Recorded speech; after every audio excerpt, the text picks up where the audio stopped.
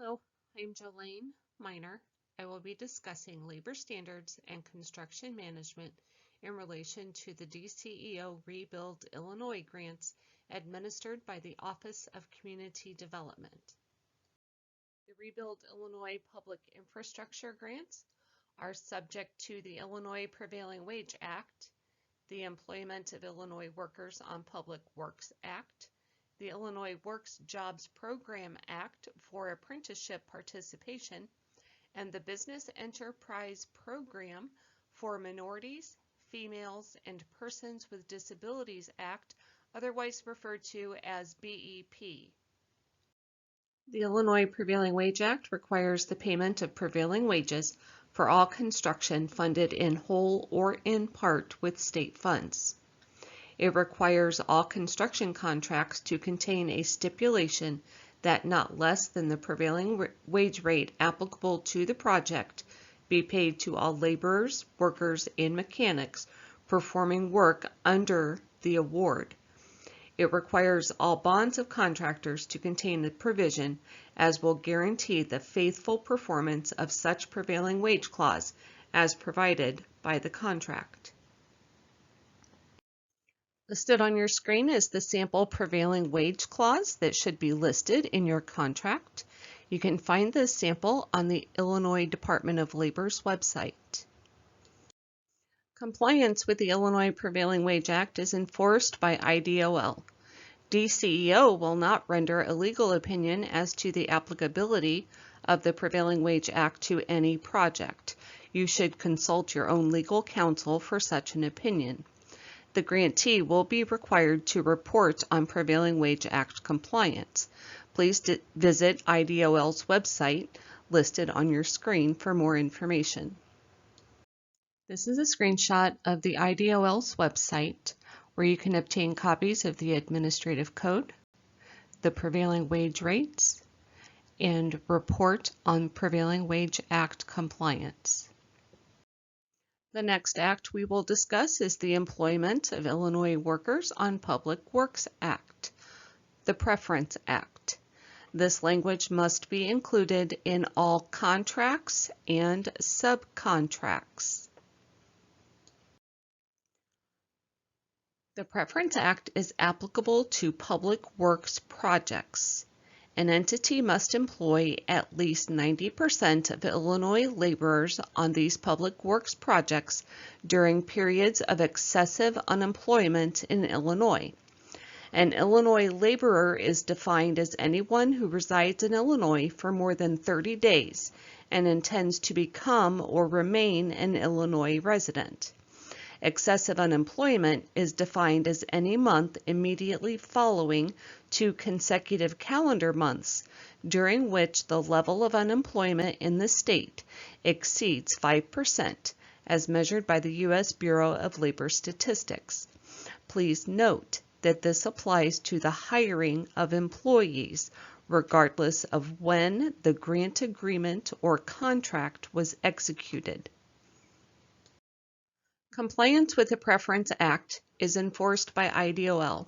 Violations may result in financial penalties depending on the gravity of the violation. You may read the full act and seek additional information by visiting IDOL's website. You may also call the Conciliation and Mediation Division at 217-782-1710. The next act is the Illinois Works Jobs Program Act Apprenticeship Initiative. This language must also be included in all contracts and subcontracts. The Illinois Works Apprenticeship Initiative sets an apprenticeship goal for public works projects at $500,000 or more. The apprenticeship goal is for U.S. Department of Labor certified apprentices to perform 10% of labor hours actually worked on a project or 10% of the estimated labor hours in each prevailing wage category, whichever is less. A public works means all projects contracted or funded by the state in whole or in part from appropriated capital funds that constitute a public work as defined by the Prevailing Wage Act. Project means the activities established by the agency and set forth in the grant agreement or contract that are funded in whole or in part by appropriated state funds. The Illinois Works Budget Supplement will be sent with your grant agreement. The Illinois Works Budget Supplement is used to determine if the Apprenticeship Initiative applies to the grant-funded project. If the Apprenticeship Initiative does apply, quarterly reports are required. You should submit the completed signed quarterly reports to your DCEO grant manager with a copy to ceo.lso@illinois.gov.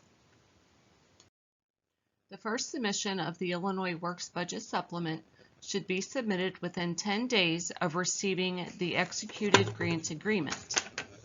If the Apprenticeship Initiative applies, the second submission of the Illinois Works Budget Supplement should be submitted after the construction contract is awarded. Subsequent submissions will be required anytime there is a change in the grant-funded project that affects the costs, reported labor force, or the term of the construction project. If you have Illinois Works quarterly reports due prior to the onset of construction, the project term or project dates will not be known at this time. So you can either put in an estimated date for your start of construction, or you can indicate that your contract has not yet been awarded. Do not use the grant term for your project term. For the prevailing wage classifications, you would indicate that the contract has not yet been awarded. Once the contract is awarded for your quarterly reporting, the project term or project dates would be the construction project term, your project beginning and ending dates. At this point, you must include the labor force or the prevailing wage classifications that were included in the budget supplement. That would be the second budget supplement that was submitted after the award of the construction contract. All reports must be signed by the authorized official or designee indicated in the executed grant agreement. DCEO's Illinois Works Office may reduce or waive the 10% apprenticeship goal upon a determination that the grantee, applicant, contractor, or subcontractor can demonstrate that an insufficient number of apprentices are available. The reasonable and necessary requirements of the contract or grant do not allow the goal to be met. There is a disproportionately high ratio of material cost to labor hours that makes meeting the goal infeasible, or apprentice labor hours goals conflict with existing requirements, including federal requirements, in connection with the public work. Grantees submit the waiver or reduction form directly to their DCEO grant manager. The grant manager will review the request and make the recommendation to the DCEO Illinois Works Office. These forms can be completed at any time after submission of the budget supplement and the onset of construction of the project. If the grantee determines that the goal cannot be met, the submission of the waiver or reduction should be made as soon as possible. The next area of compliance we will cover is the Business Enterprise Program for Minorities, Females, and Persons with Disabilities Act, BEP. This language must be included in contracts and subcontracts. Grantees and contractors must also complete the BEP utilization plan during the procurement process for grant-funded projects. BEP establishes a goal for contracting with businesses that have been certified as owned and controlled by persons who are minority, female, or who have disabilities. BEP requires the application of a BEP utilization goal for all state-funded contracts. Grantees must submit a utilization plan for the established BEP goal that is sent in conjunction with the executed grant agreement. How is the BEP utilization goal determined? The BEP utilization goal is determined by reviewing the grant funds that are being contributed for the completion of the project, the scope of the grant-funded project, and the availability of CMS BEP certified vendors in the area that the project is located in to perform the contracted work. How do I know what my goal is? A BEP goal letter will be sent with the executed grant agreement and a utilization plan to be used as part of the procurement process. This plan must be completed and returned to ceo.lso@illinois.gov. Can I start procuring for professional services related to the construction of my project prior to receiving the goal or plan, but not award the contract? No. No Rebuild Illinois grant-funded cost can be incurred prior to the receipt of the executed grant agreement and the application of the BEP utilization goal. Professional services costs paid for with other funding, while still subject to CFR 200, may be incurred after the receipt of the environmental clearance letter. If you have started the procurement process for professional services funded by Rebuild Illinois grant funds, you must rebid after the receipt of the executed grant agreement. These activities are subject to BEP. The utilization plan must demonstrate that the grantee has met the utilization plan goal or made a good faith effort to do so. Grantees can get credit for value of work performed by contracting for construction activities with contractors or subcontractors who are CMS BEP certified, or by purchasing materials or supplies directly related to the grant-funded project from CMS BEP certified vendors. For paying fees to certified vendors for a professional service required for the performance of the grant agreement, and fees for the delivery of materials when the hauler, trucker, or delivery service is not also the manufacturer or dealer. The certified vendor trucking firm must own and operate at least one fully licensed, insured, and operational truck used on the project, and fully manage and supervise the entire trucking operation. You must also consider that the fee is determined to be reasonable and not excessive as compared with the fees customarily allowed for similar services.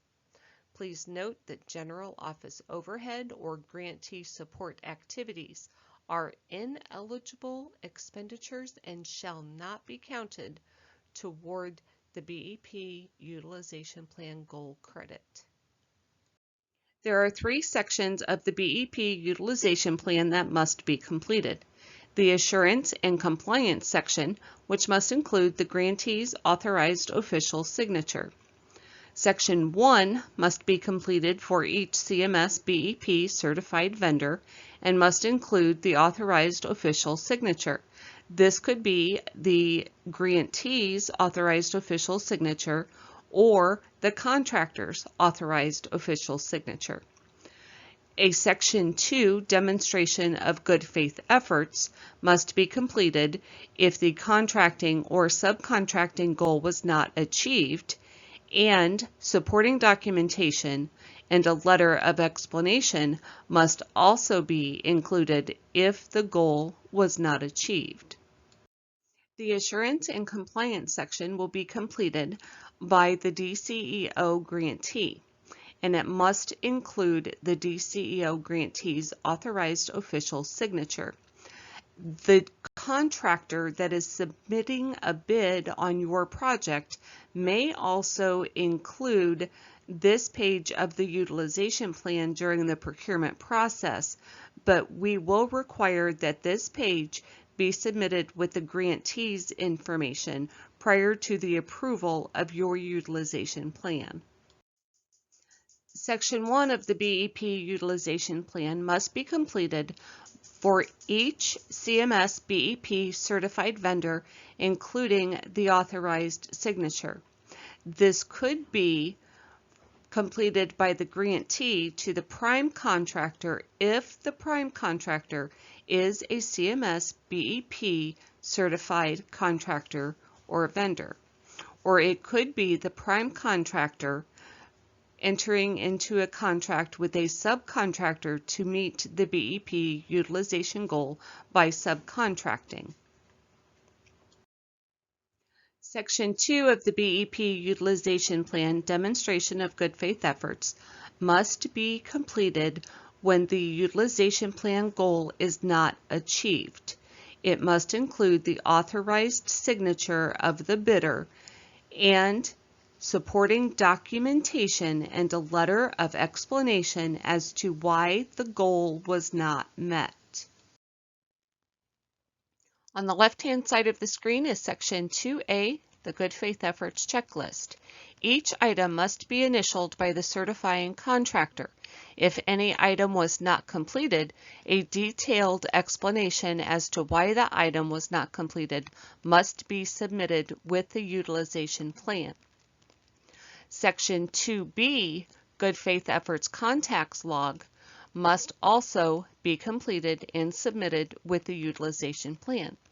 The NIGP codes that were used to establish the BEP utilization plan goal will be included on this page.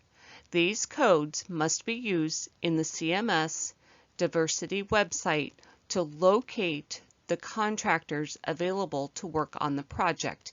Each one of those contractors must be contacted to see if they would be interested to participate in the grant-funded project. We will talk about both of these items in detail. Okay, so the demonstration of good faith efforts and activities that must be completed. Identify portions of the project work capable of being performed by available CMS BEP certified vendors, including, where appropriate, breaking out grant agreement work into items that are economically feasible to facilitate BEP participation. This is where the NIGP codes in Section 2B come into play.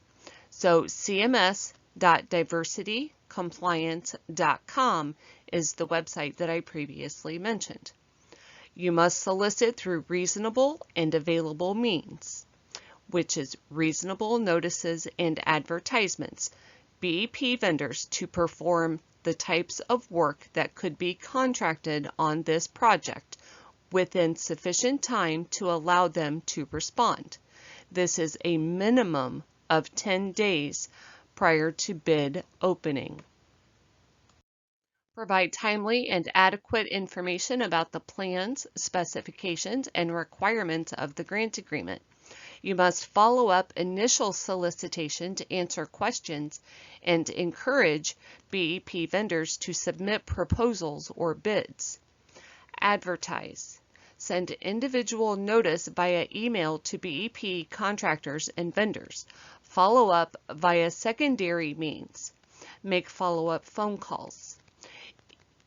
Do not send a mass email and then make a secondary mass email.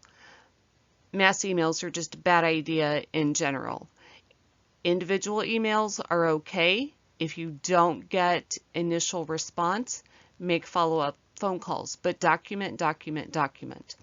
Create a contact phone log, Section 2B. Document all contact made. As I previously stated, document. Use at least 2 minority-focused entities or media outlets, including trade associations, minority women community organizations, or contractors groups and business assistance offices.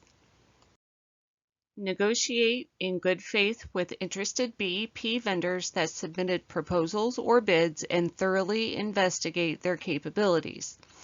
If a CMS BEP certified vendor submits a bid or proposal and you feel it is not a fair proposal, don't automatically deny or put it aside. You must negotiate with that contractor or vendor. Document names, addresses, phone numbers of BEP firms considered. Fully document information provided, including plans and specifications, including means used, and the evidence as to why agreement could not be reached. Consider BEP subcontractors' price and capabilities, as well as contract goals. Additional cost involved in finding and using BEP firms is not sufficient reason for failure to meet the contract BEP goal as long as costs are reasonable. Contractors may not use self-performing work as basis for rejecting a BEP firm's quote as excessive or unreasonable. Establish an average. Should attempt to receive quotes from at least 3 subcontractors, including 1 quote from a BEP and 1 from a non-BEP. Shall not reject a BEP firm as unqualified without sound reasons based through investigation of the firm's capabilities.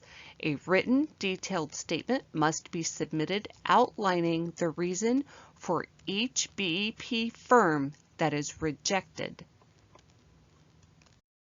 Grantees and contractors must make efforts to assist interested BEP vendors in obtaining bonding, lines of credit, or insurance as may be required for performance of the grant agreement if applicable.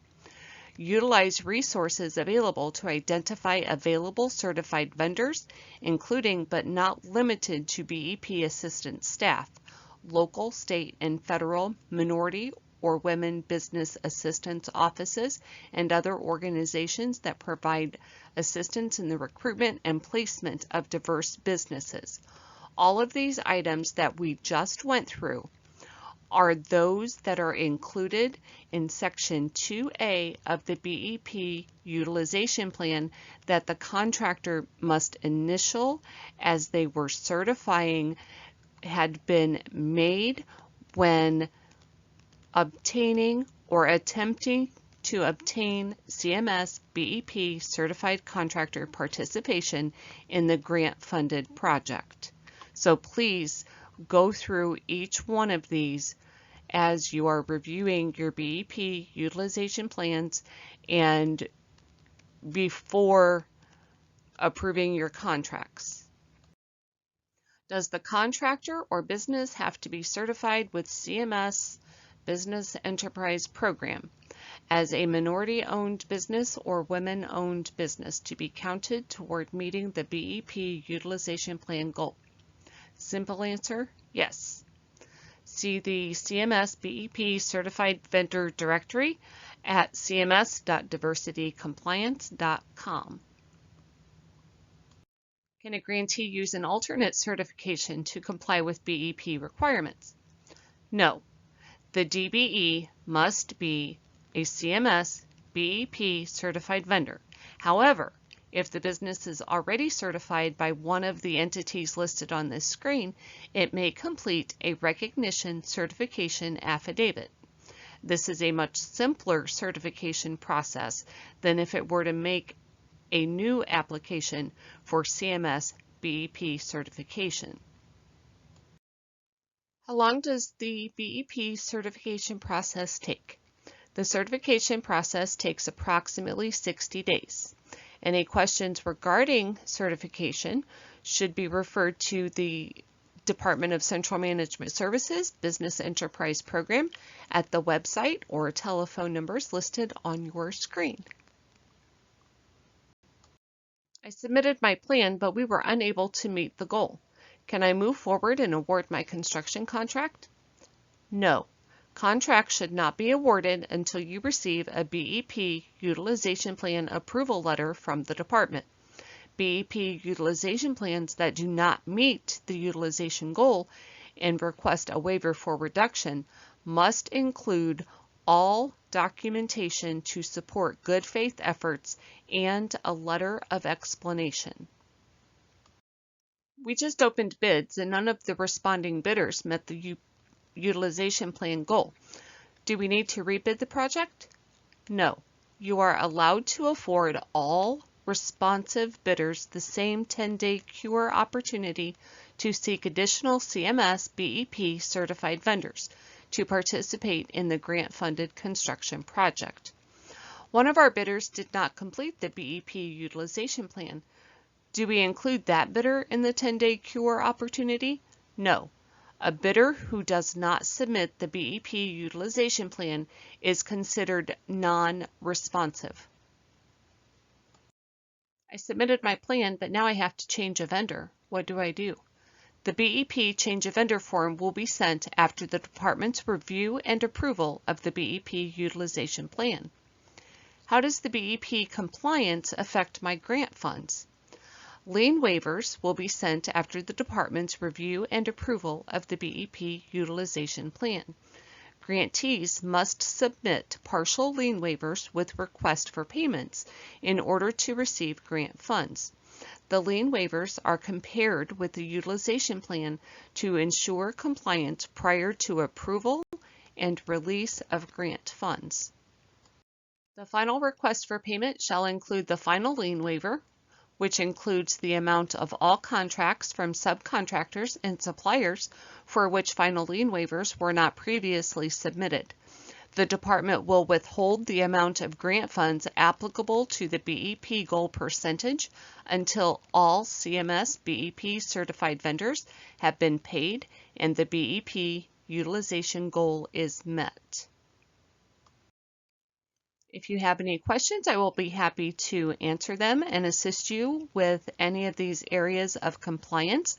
The best way to reach me is by email, jolaine.minor@illinois.gov.